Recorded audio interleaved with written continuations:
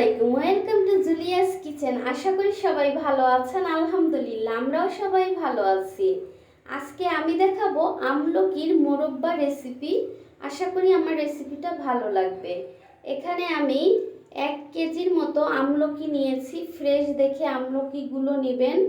এখন আমি আমলকিগুলোকে সারা রাতের জন্য ভিজিয়ে রাখবো পানি দিয়ে। এর আগেও কিন্তু আমি আমলকিটাকে ধুয়ে নিয়েছি যাতে ময়লা না থাকে। ফিরে আসব পরে।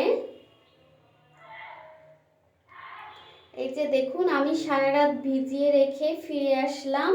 এখন আমি পানিটাকে ঝরিয়ে নিচ্ছি। ঝরিয়ে আমি কাঁটা চামচের সাহায্যে আমলকিগুলোকে কেচে নিব। চাইলে আপনারা টুথপিকের সাহায্যেও কেচে নিতে পারেন। এইভাবে আমি সবগুলো কেচে নিব। তো খুব সহজে এবং অল্প উপকরণেই আপনারা এটা তৈরি করে নিতে পারেন। দেখুন, আমি সবগুলো অফ ক্যামেরায় কেচে নিয়েছি। এখানে আমি দিয়েছি অল্প পরিমাণে পানি। পানিটা ফুটে ওঠার পরে আমি আমলকিগুলো দিয়ে দিচ্ছি। এখন আমি আমলকিটাকে 1 থেকে 2 মিনিট রেখে একটু হালকা ভাপিয়ে বলেন, সিদ্ধ বলেন, ওইভাবে করে নিব। খুব বেশি সিদ্ধ করব না, জাস্ট 1 থেকে 2 মিনিট। দেখুন, এটার কালারটাও চেঞ্জ হয়ে গিয়েছে। এখন আমি এই পানিটাকে ঝরিয়ে নিব। এই পানিটাকে কিন্তু আপনারা খেয়েও ফেলতে পারেন, আবার চুলেও ইউজ করতে পারেন। একটু বিট লবণ দিয়ে খেয়ে ফেলতে পারেন। এখন আমি পানি ঝরিয়ে প্যানে দিয়ে দিলাম। এখনও কিন্তু আমি চুলাটা অন করিনি। দিয়ে দিচ্ছি আমি এখানে চিনি। এখানে আপনি যতটুকু পরিমাণে আমলকি নেবেন ততটুকু পরিমাণেই চিনি দিতে পারেন, আবার আপনার পছন্দ মতো দিতে পারেন। 1 কেজিতে 1 কেজি চিনি, হাফ কেজিতে হাফ কেজি চিনি। আমি সামান্য একটু পানি দিয়ে দিলাম যাতে চিনিটা পুড়ে না যায়। হাফ কাপের মতো পানি দিয়েছি আমি। এখন আমি অল্প আছে এটাকে ভালোভাবে সিদ্ধ করে নিব।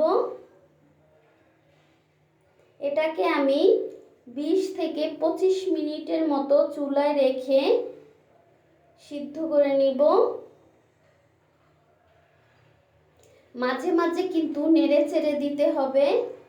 দেখুন, এর কালারটাও চেঞ্জ হওয়া শুরু করেছে।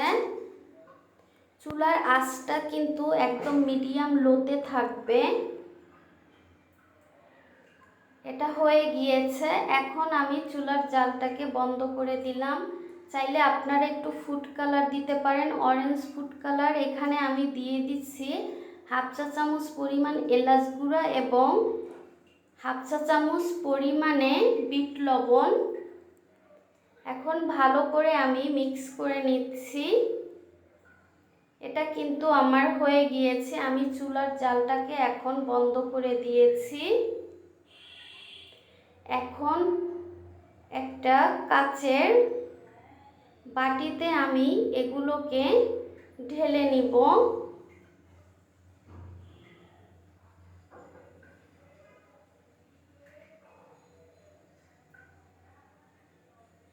এটাকে আমি এইভাবে কাচের বাটিতে রেখে দিব 2 দিন। 2 দিন পরে এটাকে একটা কাচের জারে ভরে আপনারা 6 মাস ধরে সংরক্ষণ করে খেতে পারবেন। অনেক মজাদার একটা মোরব্বা। রেসিপিটি দেখার জন্য ধন্যবাদ।